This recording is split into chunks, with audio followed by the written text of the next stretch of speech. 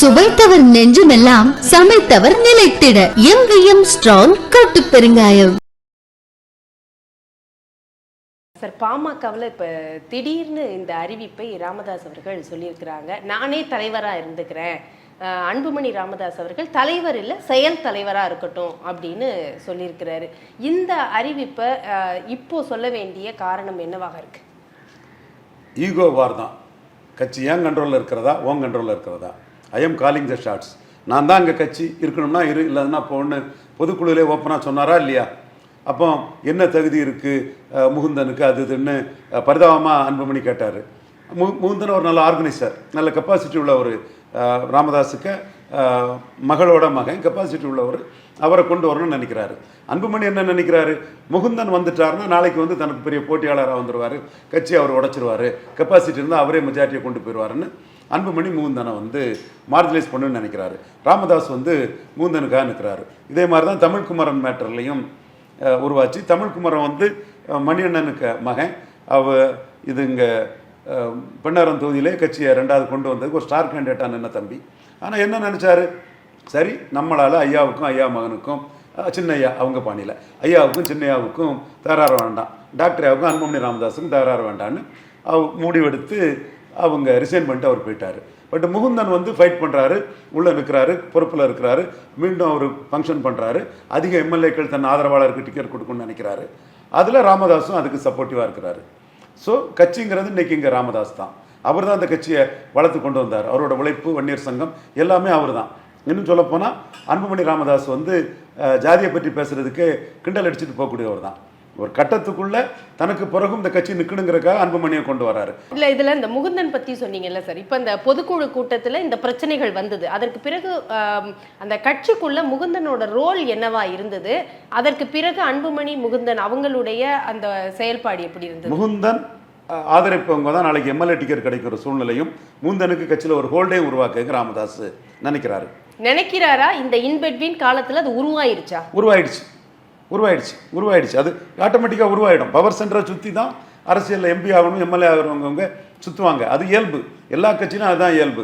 அப்போ முகுந்தன் ஒரு power centre ஆகும்போது ஐயா மூலமாக முகுந்தன் மூலமாக நம்ம இந்த தொகுதிக்கு சீட்டு வாங்கிறோம், ஒரு கூட்டணி வரும், அந்த கூட்டணிக்குள்ளே நம்ம ஆளாயிடலாங்கிற இதில் எல்லாரும் முகுந்தனை சுற்றி வர்றதுக்கு அன்புமணிக்கு அணுக்கமாக நெருக்கமாக அன்புமணி பவர் முடிவு பண்ணால் இவர் தான் சூழ்நிலையில் அன்புமணி அவரை தானே முடிவு பண்ணுவார். இன்னைக்குள்ள காலகட்டத்தில் 4 வன்னியர் வந்து பவர்ஃபுல்லாக அந்த தொகுதியில் கண்டஸ்ட் பண்ணக்கு இருப்பான். அப்போ அன்புமணிக்கு நெருக்கமாக ஒருத்தர் தான் ஃபுல்லாக இருப்பாப்புல. அப்போ அன்புமணி கை வாங்கிச்சுன்னா இவர் தான் வருவார், முகுந்தன் கை வாங்கிச்சுன்னா நம்ம வருவோம். அப்போ நம்ம முகுந்தன் என்டர்டெயின் பண்ணுவோம், முகுந்தன் கூட நம்ம ஒரு நட்பை வச்சுக்கிடுவோம், முகுந்தனுக்கு ப்ரொஜெக்ஷன் கொடுப்போம். அப்படி ஒரு கூட்டம் வரும். அந்த கூட்டம் வந்து ராமதாஸ் நம்பி தான் முகுந்தன் வந்து அவங்களே டிக்கெட் வாங்கி கொடுக்க முடியும், எதிர்காலத்தில் தான் ஒரு ஆளாக நிற்க முடியும்னு சொல்லும்போது ராமதாஸ் வந்து இன்னைக்கு தன் கட்சியில் அன்புமணியும் அவருக்கு பாசம்தான், முழுக்க அன்புமணிக்கு அதை கொடுக்காம முகுந்தனுக்கும் கொடுக்கணும்னு நினைக்கிறார், மகளுக்கு மகனுக்கும் கொடுக்கணும்னு நினைக்கிறாரு. இன்னைக்கு மிகப்பெரிய நெருக்கடிக்கு அன்புமணி ஆளாயிருக்கிறாரு. இதில் திலகமாமா விட்டெல்லாம் பவர் பொலிட்டிக்ஸ் பண்ணுறது அங்கே நடக்காது. ராமதாஸ் தான் அங்கே பவர். அப்போ நீங்கள் ராமதாஸை தள்ளிக்கிட்டு போனால் யார் உங்களுக்கு டிக்கெட் தருவா? ராமதாஸுக்காக தானே டிக்கெட் தராங்க. இன்னும் கூட இதில் அதிமுகவை தாண்டி டாக்டர் ராமதாஸ் வந்து இன்னைக்கு அமித்ஷா வரும்போது கூட்டணி ஆபரேஷனை முடிவு பண்ணாண்டான்னு நினைக்கிறார். கடைசியாக முடிவு பண்ணிக்கலாம், ஆஃபர் அக்செப்டன்ஸ்ன்னு பார்க்குறாரு. ஸ்டாலின்ட்ட இருந்தும் நமக்கு ஆஃபர் வரும்னு டாக்டர் ராமதாஸ் நம்புறாரு. இப்போ அந்த அவசரமா அமித்ஷா வரும்போது எங்க அன்புமணி ஏதாவது ஒரு டீல் போட்டுருவாரோ, ஒரு ப்ராமிஸை கொடுத்துருவாரோ அப்படிங்கிறதுக்கு தான் முன்னாடியே இந்த முடிவா? கண்டிப்பா டாக்டர் ராமதாஸ் விக்கிரவாண்டி களத்துக்குள்ள 2வது வந்ததுல இருந்து வடமாவட்ட அரசியல் நம்மளை மீறி போகாது, இங்க வந்து திருமாவளவர் அணியில் இருக்கும்போது எதிரணியில் நாம இருக்கக்கூடிய நம்மளை மீறி யாரும் பெயர முடியாது, ஸோ நம்மகிட்ட வந்து தான் ஆகணும். அதுக்கு அவர் நம்பினது பாஜகவை ஒரு ஆப்ஷனாக காட்டி, என்டிஏ ஆப்ஷனாக காட்டி அதிமுக பேரம் பேசலாம்னு நினைச்சாப்புல. இதைத்தான் நான் தொடர்ந்து சொல்லிட்டு இருந்தேன். எங்க ஐயா மீறி பெயராது, எடப்பாடி எங்க போயிடுவாரு, விக்கிரவாண்டி விட்டு ஓடினவர் எங்க ஐயாட்ட வந்து தானே தீரணும்னு நான் பேசிட்டு இருந்தேன். அவர் எடப்பாடி கில்லாடி என்ன பண்ணிட்டாருன்னா, நீங்க பாஜக வச்சு தானே பேரம் பேசுவீங்க, நானே பாஜக கிட்ட போயிட்டீங்கன்னா நீங்களும் பாஜக கிட்ட வந்து தானே தீரணும்னு அவர் நினைக்கிறாரு. இப்போ டாக்டர் ராமதாஸ் என்ன முடிவு எடுக்கிறாருன்னா, 2021 ஜெயலலிதா எடுத்த ஒரு முடிவை ஸ்டாலின் எடுக்க மாட்டாராங்கிற எதிர்பார்ப்பில் ஆப்ஷன் ஓப்பன் வைக்கிறாரு. இதை ஒரு சில அரசியல் விமர்சகர்கள் கூட சொல்லியிருக்கிறாங்க. 2001 நான் தான் ஜெயலலிதா அம்மையாருக்கு அந்த ரிப்போர்ட்டை கொடுத்தேன். இவர் சுரேஷ் நம்பாத்தினி ஒருத்தரை ஹிண்டு ரிப்போர்ட்டரை என்கிட்ட அனுப்பி அந்த ரிப்போர்ட்டரை வாங்கி கிராம பகுதிகளில் வன்னியர்கள் எல்லாம் வந்து முதல் கூட்டணி வாய்ப்பு கொடுத்த ஜெயலலிதாவுக்கு எதிராக டாக்டர் ராமதாஸ் போனதில் வன்னியர்கள் எல்லாம் பாசத்தில் ஜெயலலிதா கூட வந்துட்டாங்க. ஆனால் நகர்ப்புறத்தில் உள்ள வாஜ்பாய் பிரதமர் திமுக ஆதரவுள்ள ஓட்டில் அவர் ஜெயித்தாலும் கூட வன்னியர்கள் வந்து ஜெயலலிதா பின்னாடி வந்துட்டாங்கன்னு ஒரு ரிப்போர்ட்டை நாம் கொடுக்கும்போது ஜெயலலிதாவுக்கு என்ன சூழ்நிலை இருந்துன்னா மூப்பனாரையும் திருமாவளவனையும் சேர்த்தாலே ஸ்வீப் பண்ணிடலாம் அந்த சூழ்நிலை இருந்து எதிர்கட்சியாக இருக்கிறாங்க. அப்போ ராமதாஸ் வந்து பதறாரு. ஏன்னா திருமாவளவனையும் மூப்பனாரையும் சேர்த்து ஜெயலலிதா ஜெயித்துட்டு போயிட்டாங்கன்னா நமக்கு தோல்வி ஆயிரும்ல. அந்த கட்டத்துக்குள்ள ஜெயலலிதாவுக்கு ஒரு தரப்பு என்ன சொல்றாங்கன்னா, திருமாவளவனை விட்டுருங்க, மூப்பனார் பிளஸ் ராமதாஸ்ன்னா நம்ம ஜெயித்தரலாம் சொல்லும்போது ஜெயலலிதா ஒரு பெரிய கணக்கை போடுறாங்க. என்கிட்ட இருந்தா இன்புட்ஸை வாங்குறாங்க, நான் தான் இன்புட்ஸ் கொடுக்குறேன், வெரி இன்டெலிஜென்ட்லாம் நம்மளை பாராட்டுறாங்க, எசோட்ரிக் நாலேஜ் எருடேட் அனலிஸ்ட்லாம் பாருங்க. பட் லீடர் அவங்க லாபத்துக்கு தான் பண்ணுவாங்க. எந்த லீடர்னாலும் நம்ம கிட்ட இன்புட்ஸை வாங்கிட்டாலும் கூட அவங்க லாபத்துக்கு தான் பண்ணுவாங்க. பாமகவுடைய தலைவராக நானே நீடிப்பேன், அன்புமணி ராமதாஸ் செயல் தலைவராக இருப்பார் இனி அப்படிங்கிற ஒரு அறிவிப்பை கொடுத்திருக்கிறார் பாட்டாளி மக்கள் கட்சியுடைய நிறுவனர் தற்போது தலைவர் டாக்டர் ராமதாஸ் அவர்கள். நாளை அமித்ஷாவுடைய வருகைக்கு முன்பு இந்த பிரகடனம் சொல்ல வேண்டிய ஒரு கட்டாயம் ஏற்பட்டிருக்கா? இல்லை, அது இந்த செய்தி இன்றைக்கு அறிவிக்கப்பட்டதற்கு காரணமே இது நாட்டுக்கு அறிவிக்கப்பட்ட செய்தி என்பது 2வது, அன்புமணிக்கு அறிவிக்கப்பட்டது என்பது 3வது, அமித்ஷாவுக்கு அறிவிக்கப்பட்டது என்பது தான் 1வது. இந்த நாளை தேர்ந்தெடுத்திருக்கிறார் பாருங்கள் ராமதாஸ். இந்த செய்தியை 4 நாள் முன்னாடி சொல்லலாம், 4 நாள் பின்னாடி சொல்லலாம், அவருடைய குடும்பத்திற்குள் நடக்கின்ற ஒன்று தானே. இது என்ன விலையாக போகிறது, நீர் அடித்து நீர் விலகாது என்பது போல் எவ்வளோதான் தகப்பனுமான்னு முட்டி கொண்டாலும் என்ன எல்லா சொத்தும் அன்புமணிக்கு வருவது போல் இந்த கட்சியும் அன்புமணியிடம் வர வேண்டிய கட்சி தான், அவரும் நடத்த தகுதியானவர் தான். ஆகவே இது 4 நாள் கழித்து ஏன் சொல்லப்படாமல் அமித்ஷா வருகின்ற நாளை குறிவைத்து சொல்லப்பட்டதென்றால், இதுதான் எங்களுடைய செய்தி, உன் பின்னால் திரிகிறோம் என்று நினைக்காதே, உன்னுடைய அதிகாரத்திற்காக உன் பின்னால் தெரியவில்லை. எப்பொழுதும் திமுக அதிமுகவோடு மாறி மாறி கூட்டணி வைத்திருந்திருக்கிறார்கள். அதிமுகவோடு தான் பெரும் அளவுக்கு அவர்கள் இருந்திருக்கிறார்கள். அதனாலே அதிமுகவோடு நாங்கள் சேர்ந்து கொள்கிறோம், அவர்களோடு இடங்களை பகிர்ந்து கொள்கிறோம், எல்லாவற்றையும் அவர்களோடு பேசிக்கொள்கிறோம், நீனும் சேர்ந்தால் எங்களோடு சேர்ந்து நீனும் பக்கத்தில் உட்கார்ந்து கொள் என்பது தான் அவர் அறிவித்த செய்தியினுடைய நோக்கம். அன்புமணி ரொம்ப சார்பு உடையவராக பிஜேபிக்கு இருந்தார் சென்ற தேர்தலில். அதாவது நியாயமாக அதிமுகவோடு இருப்பது தான் இவர்களுக்கு நியாயமானது. பிஜேபியோடு இருக்கலாம், இல்லாமல் போகலாம். எல்லா கட்சிகளும் பிஜேபியோடும் சேர்ந்திருக்கின்றன, காங்கிரஸோடும் சேர்ந்திருக்கின்றன வைத்து கொள்ளுங்கள். வாஜ்பாயோடு போய் கருணாநிதி சேரவில்லையா? இவங்களே 2014 இருந்தாங்கல்ல. அது மாறி மாறி இருப்பார்கள். அது இந்த அரசியலில் தவிர்க்க முடியாத ஒரு அசிங்கம். அது மாறி மாறி இந்த ஜனநாயகம் என்பதும் கூட்டணி அரசியல் என்பதும் இத்தகையது தான். ஆனால் நியாயமாக ஒரு 10% இடஒதுக்கீட்டை எடப்பாடி ஒரு சாராரிடம் இருந்த முணுமுணுப்பையும் பொருட்படுத்தாமல் கடைசி நேரத்தில் வெகு வேகமாக அவர்கள் சொன்னார்கள் என்பதற்காக அறிவித்து, இப்படி தன்னுடைய இப்போ திரும்ப திரும்ப ஸ்டாலினம் போய் முட்டுகிறீர்களே, ஒரு பதிலும் கிடையாது உங்களுக்கு. எடப்பாடி ரொம்ப எளிதாக அதை செய்துவிட்டு போய்விட்டாரே. நீங்கள் இந்த பக்கம் சேர்ந்தபோது உங்களுடைய மக்களில் பாதி பேர் எடப்பாடிக்கு தான் ஓட்டு போட்டார்கள். எடப்பாடி வட மாநிலங்களில் வாங்கிய வாக்குகள் நல்ல வாக்கு, வட மாவட்டங்களில். ஏனென்றால் இவர் நமக்கு செய்தார் என்கின்ற எண்ணம் அந்த மக்களுக்கு இருக்கிறது.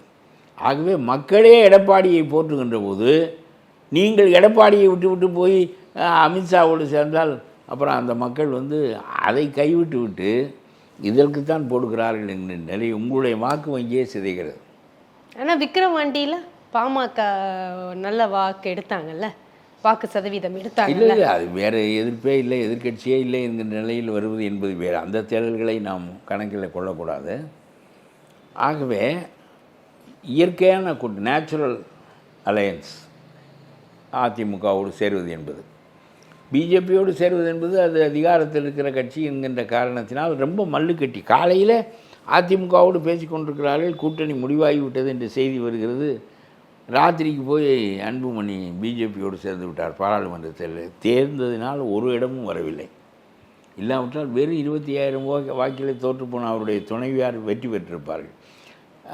சிறுபான்மை வாக்குகள் வராது தான் காரணம். அதிமுகவோடு இருந்திருந்தால் சிறுபான்மை வாக்குகள் வந்திருக்கும். பிஜேபிக்கு தானே அவன் போட மாட்டான், பிஜேபியோட சேர்ந்தால் போட மாட்டான், இயல்பாக வென்றிருக்கலாம்.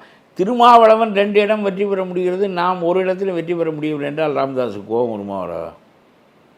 நீ எடுத்த முடிவு தானே காரணம் என்பது அவருடைய கருத்தாக இருக்க வேண்டும் என்று நான் ஊகிக்கிறேன். இன்ஃபர், எனக்கு அது உறுதியாக தெரியாது. நம்ம இப்படி நடந்தால் அப்படி இருக்கும் என்று கருதுகிறோம், அந்த அளவுக்கு தான். ஆகவே பாராளுமன்ற தேர்தலிலே இந்த முடிவு, நம்முடைய கூட்டணி முடிவு தவறாக போய் நம்முடைய கட்சி ஒன்றும் இல்லாமல் இருக்கிறது. இந்த திருமாவளவன் கட்சி இங்கே 4 பேர் இருக்கிறான், அங்கே 2 பேர் இருக்கிறான், ஒவ்வொரு தடவை முண்டி கொண்டு வந்து விடுகிறான். நாம் ஒழுங்காக சேர வேண்டிய கூட்டு சேர்ந்திருந்தால் நாமும் முண்டி கொண்டு வரலாம், நம்மோடு சேர்ந்த தலைமை கட்சியும் பலன் பெற்றிருக்கும். ஆகவே இந்த முடிவு தப்பு என்று அவர் சொல்லியிருப்பார். அது மாற்றிக்கொள்வதற்கு அவர் தயாராக இல்லையோ என்று எனக்கு தோன்றுகிறது. அதனாலே தான் இவ்வளவு கோபமாக நான் தான் தலைவராக இருப்பேன் என்று அவர் அறிவித்ததற்கு காரணம் ஒரு அந்த பார்வை, அரசியல் பார்வை, political view is different between father and son என்று தான் இஸ் கான்ட்ரரி டு என்று தான் எனக்கு படுகிறது. இல்லை, அமித்ஷாவுக்கு சொல்லியிருக்கக்கூடிய செய்தி அப்படிங்கிறீங்க. அப்போ இதை இவ்வளவு தூரம் ஒரு திண்ணக்கமாக இந்த செய்தியை தெரிவிக்க வேண்டும் அப்படின்னா பாஜக தரப்பில் இருந்தும் அழுத்தம் வந்திருக்க வேண்டும் இல்லையா பாமகவுக்கு? அப்ப இல்ல அப்படின்னு 2024 எடப்பாடி தான் தலைமை கட்சி. ஆகவே அழுத்தங்கள் எல்லாம் அங்குதான் போகும். இப்போ பிஜேபி, பாமக ஏற்கனவே இருந்ததே, பிஜேபி வெல்ல முடியவில்லையே. பாமக ஒரு துணை கட்சி தானே. ஆகவே இதில் அன்புமணி கொஞ்சம் முரணாக இருக்கிறார். சென்ற தேர்தலிலே முரணாக இருந்தால் இந்த தேர்தலிலும் முரணாக இருப்பாரோ என்று கருதி தலைவர் பதவியை இவர் எடுத்து கொண்டு விட்டார். நான் சொல்கிறேன், அவருக்கும் 10 பேர் இருப்பார்கள், தகப்பனுக்கும் 10 பேர் இருப்பார்கள், மகனுக்கும் 10 பேர் இருப்பார்கள். ஆனால் அந்த 20 பேர் ராமதாஸால் உண்டாக்கப்பட்டவர்கள் தான். ராமதாஸ் தானே இந்த கட்சியை உண்டாக்கினார். அவர் சொல்வது போல் அவரெல்லாம் அந்த முனைப்பான தலைமை. அவரெல்லாம் நான் உண்டாக்கிய கட்சி ஒத்துக்கொண்டால் இது இல்லை இப்படிலாம் சொல்ல முடியாதுங்க. வேறு யாரும் அப்படிலாம் சொல்ல மாட்டார்கள். என்ன அதிமுக கூட ஆனாலும் சரி, திமுக கூட ஆனாலும் சரி, யார் ஜெயிக்கிறார்களோ அந்த கட்சியோடு எப்படி அந்த எந்த பக்கம் காத்தடிக்கிறது என்று பார்த்துக்கொண்டு அந்த கட்சியினோட கூட்டணி வைத்துக் கொண்டு தமிழகத்தினுடைய தலையெழுத்தையே மாற்றக்கூடிய இடத்தில் இருந்த ஒரு கட்சி. அந்த கட்சி திடீரென்று பார்த்தீங்கன்னா ஒண்ணுமே இல்லாமல் 2014 இருந்து ஆரம்பித்துக் கொண்டு பல வருட காலங்கள் ஏறத்தாலும் இப்ப 10 வருஷத்துக்கு மேல ஒரு அதிகாரமும் இல்லை, ஒண்ணும் இல்லை, ஒரு சிச்சுவேஷன்ல இருந்து கொண்டிருக்கிறது. இப்ப யாருக்கு இதனால நட்டம், யாருக்கு இது லாபம்னு பாத்தீங்கன்னா அந்த கட்சிக்கு தான் நட்டமா இருக்கிறது. ராமதாஸ்க்கு பர்சனலாக ஒரு பிரச்சனையும் கிடையாது.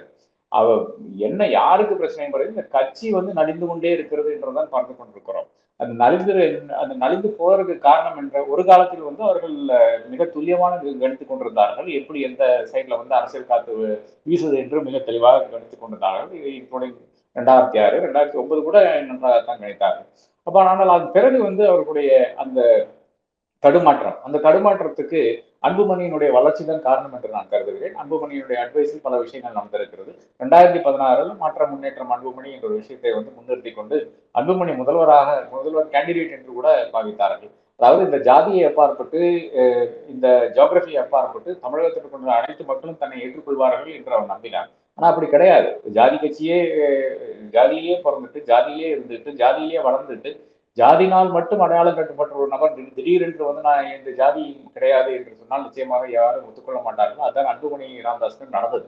நிச்சயமாக அவர் ஒரு 10 வருட காலம் இல்லை என்றால் 20 வருட காலம் மக்களுக்காக பணியாற்றி கொண்டிருந்தால், அதுவும் குறிப்பாக அந்த ஒரு சமுதாய மக்களை தாண்டி மக்களுக்கு பணியாற்றி இருந்தார்கள். நிச்சயமான மக்கள் நம்பியிருப்பார்கள். இவங்க ஒரு சமுதாயத்தை சேர்ந்தவர் கிடையாது என்று. ஏன் மு க ஸ்டாலின் நம்பவில்லையோ, பலரை நம்பி இருக்கிறார்கள். அப்ப அந்த ஒரு விஷயத்துக்கு அடிப்படையில் தான் நாம பார்க்க வேண்டியதா இருக்கிறது. என்ன ஆச்சுன்னு பாத்தீங்கன்னா, அந்த 2016 அப்படியே சரிவு. அந்த சரிவை சரிகட்ட வேண்டும், இல்லையா ஒரு கட்டத்தில் இந்த கட்சியை இரலவெண்டாகி போய்விடும் என்று ஒரு வருத்தத்தின் அடிப்படையில் தான் அவர் செய்திருக்கிறார் என்று நான் கருதுகிறேன். இந்த கான்டெக்ட் இருக்கு இல்லையா, அமித்ஷா வரையில் அந்த கான்டெக்ட் தான் நடந்திருக்குது. அதை நாம் மறந்துவிட முடியாது. அது அடுத்த பிரச்சனையாகத்தான் பார்க்க வேண்டியதா இருக்கு.